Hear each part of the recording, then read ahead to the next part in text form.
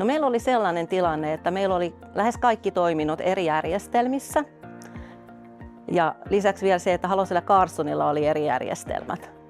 Meillä on tavoite kasvaa, me ollaan hyvin kasvuhakuinen, niin me tarvitaan monipuolinen järjestelmä tukeen tätä meidän kasvua ja sitten meidän monipuolista, monikanavaista liiketoimintaa. Meidän verkkokauppaa, meidän kivijalkamyymälöitä, tavarataloja.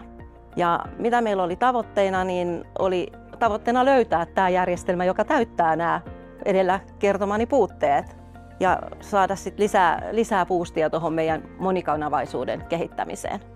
Tämähän oli erittäin laaja projekti, koska tässä uudistettiin meidän ihan kassajärjestelmä, meidän taustajärjestelmä eli ERP-varastonhallinta, meidän logistiikka, rajapinta meidän verkkokauppaan, meidän taloushallinto. Kaikki saatiin nyt tähän yhteen samaan järjestelmään. No tämähän sujui todella hienosti. Että kyllähän me tätä jännitettiin kovasti ja kun tämä päätös siitä tehtiin, että näin me tehdään, mutta me oltiin myös tehty niin johtoryhmätasolla päätös siitä, että meillä ei ole varaa pitää meidän myymälöitä suljettuna. Että meidän on pakko saada tämä niin yön aikana käyttöön.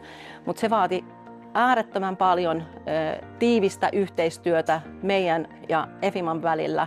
Että kaikki oli testattu, kaikki vaiheet oli suunniteltu, aikataulutettu. Sanoisin, että nämä olivat ne tärkeimmät asiat siinä. No, erityisen arvokasta on se, että meillä on toimiva järjestelmä, johon me voidaan luottaa. Se helpottaa meidän henkilökunnan jokapäiväistä tekemistä, erityisesti täällä myymälässä, parantaa asiakaspalvelua, hallinnossa, tehostaa ostotoimintaa, logistiikassa. Me saadaan tavarat nopeammin esille, mikä on meille äärimmäisen tärkeää. Niin, kyllä mä sanon, ja sitten ennen kaikkea siis tärkeintähän meillä on se, että me pystytään palvelemaan meidän asiakkaita.